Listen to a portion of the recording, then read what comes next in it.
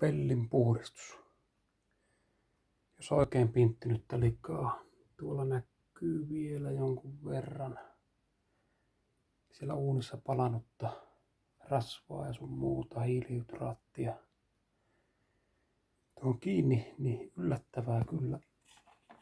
Paras puhdistusväline on sokerin pala.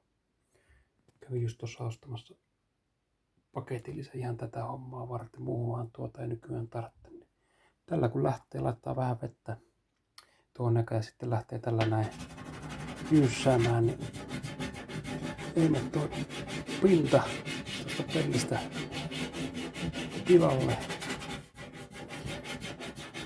Ja niin irtoaa tuo palannut tavara.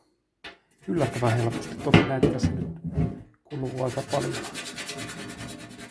kun näitä nämä tässä näin purenevat, mutta helkutin hyvä tikka. Suosittelen.